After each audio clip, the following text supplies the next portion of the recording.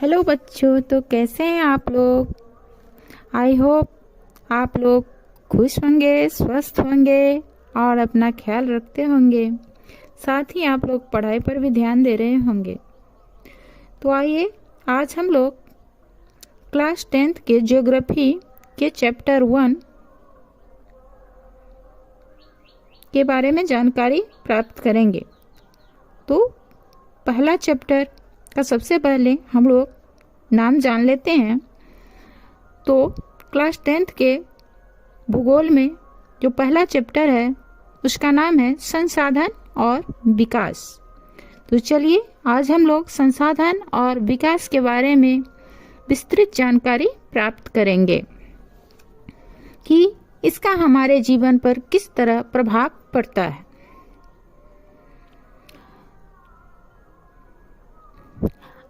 बच्चों, सबसे पहले हम लोग संसाधन क्या है इसके बारे में जानकारी प्राप्त करेंगे।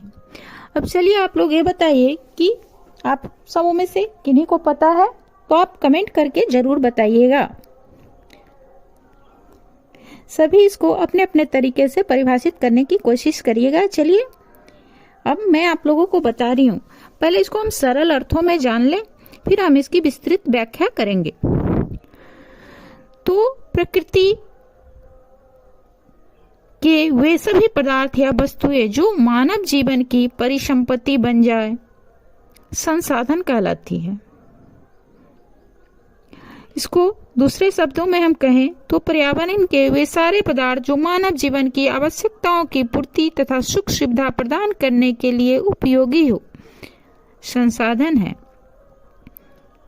यह हमारे प्रकृति में विभिन्न रूपों में पाए जाते हैं। अब हम अपने दैनिक जीवन में जितनी भी वस्तुओं का इस्तेमाल करते हैं वह सभी हमारे लिए संसाधन है। अब चलिए इसको हम लोग एक एग्जाम्पल से समझते हैं।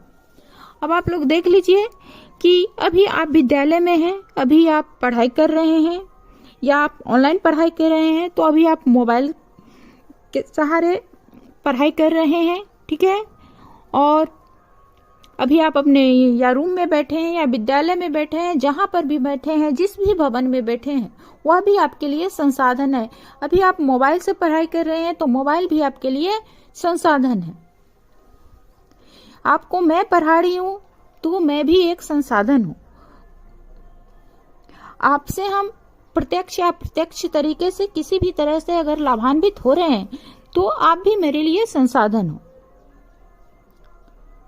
तो सरल शब्दों में कहा जाए तो हम अपने दैनिक जीवन में जितनी भी वस्तुओं का इस्तेमाल करते हैं, अपनी आवश्यकताओं को पूरा करने के लिए जितनी भी वस्तुओं का इस्तेमाल करते हैं वह सभी हमारे लिए क्या कहे जाएंगे? संसाधन कहे जाएंगे। अब आप खुद गौर करिएगा। अब आप लोग से पूछे तो आप लोग आसानी से बता दीजिएगा कि हमारे जीवन में जो भी वस्तुएं हम इस्तेमाल करते हैं वे सब हमारे लिए क्या कहे जाते हैं? संसाधन कहे जाते हैं। आप गाड़ी से चलते हैं वह भी आपके लिए संसाधन है। आप खाना बनाने के लिए जिन बर्तनों का इस्तेमाल करते हैं वह भी हमारे लिए संसाधन है। हमारी मम्मी हमारे लिए खाना बनाती है, वह भी एक प्रकार की संसाधन है, लेकिन मानव संसाधन है। समझे ना? हम आपको पढ़ाते हैं तो हम भी आपके लिए संसाधन है। इसलिए कहा गया है कि मानव स्वयं एक संसाधन है।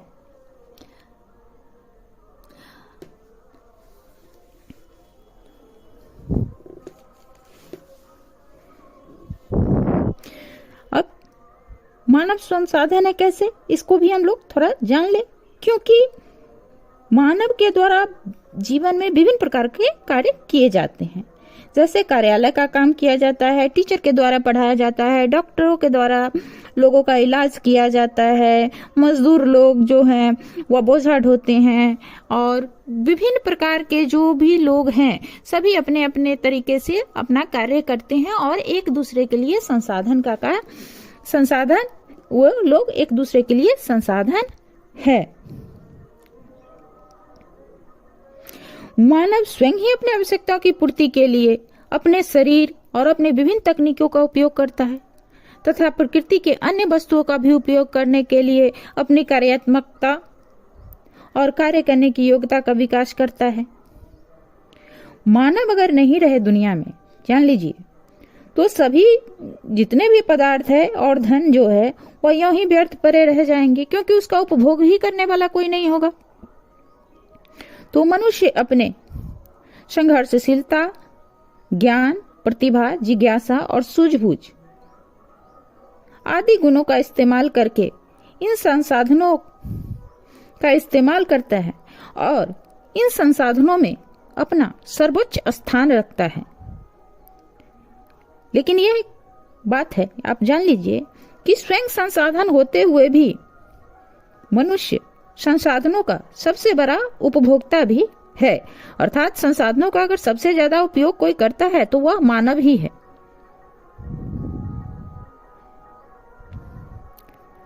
संसाधन के रूप में किसी पदार्थ का अस्तित्व उसकी उपयोगिता पर निर्भर करता है।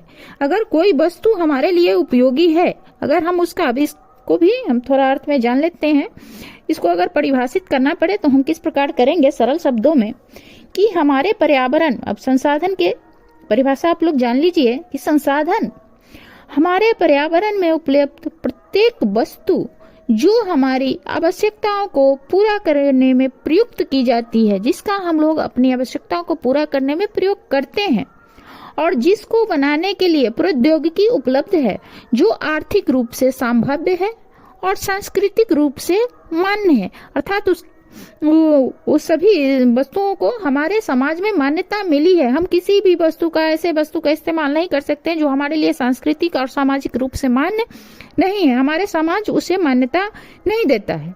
और प्रौद्योगिकी भी उपलब्ध हो, उसको बनाने के लिए हमारे पास टेक्नोलॉजी उपलब्ध हो और उसमें जो लागत आ रहा है वो इतना ज्यादा ना हो जाए कि उसको निकालने में, उसको बनाने में ही हमारा ज्यादा खर्च हो जाए और उससे हमें लाभ कम प्राप्त हो, तो फिर वो हमारे लिए संसाधन नहीं कहा जाएगा। मान लीजिए कि कहीं पर कोई खान, सोना का मान लीजिए कहीं पर खान निकला, आपके गांव में कोई ये हुआ, उसमें क्या कहते हैं कि 50 लाख भंडार है, सोना है, और उस भंडार में से मान लीजिए कि निकालने में अगर हमारा 1 करोड़ रुपया खर्च हो जाए, अगर उस 50 लाख के सोने को निकालने में हमारा 1 करोड़ रुपया खर्च जाए, तो वह फिर हम संसाधन हमारे लिए नहीं हुआ। संसाधन का अर्थ ही यहाँ पर यह हुआ कि जिससे हम लाभान्वित हो। यहाँ पर हम 50 लाख के बदले 1 करोड़ रुपया खर्चा कर रहे हैं, तो यहाँ पर हम लाभान्वित नहीं हो। तो सरल अर्थों में आप लोग ये जान लीजिए कि संसाधन वह है जिससे हम लाभान्वित होते हैं, जिसको बनाने के लिए हमारे पास टेक्नोलॉजी है, जिसका उपयोग करने की हमें क्षमता है, और जो हमारे समाज में मान्य है, जो हमारे संस्कृति में मान्य है, वो सभी वस्तुएं हमारे लिए संसाधन है। सुबह से शाम तक हम जितनी भी वस्तुओं का इस्तेमाल अपने दैनिक जीवन में करते हैं, वह चाहे गाड़ी हो, हमारा बुक हो, हमारा नोटबुक हो, हमारा कपड़ा हो, हमारा भोजन हो, हमारे जो जानवर है वो हुआ, हमारी जो सड़क है, हमारा भवन है, विभिन्न वस्तुओं का, और हमारा जितने भी व्यक्ति से लाभान्वित होते हैं वो सब हमारे लिए संसाधन है। तो मतलब छोटा सा या संक्षिप्त रूप में कहा जाए तो आप लोग जान लीजिए कि संसाधन वो सभी वस्तुएं हैं, वो छोटी से छोटी वस्तुएं हैं और वो बड़ी से बड़ी वस्तुएं हैं जिसका उपयोग हम अपने जीवन में करते हैं। तो सभी वस्तुएं क्या है, हमारे लिए संसाधन है।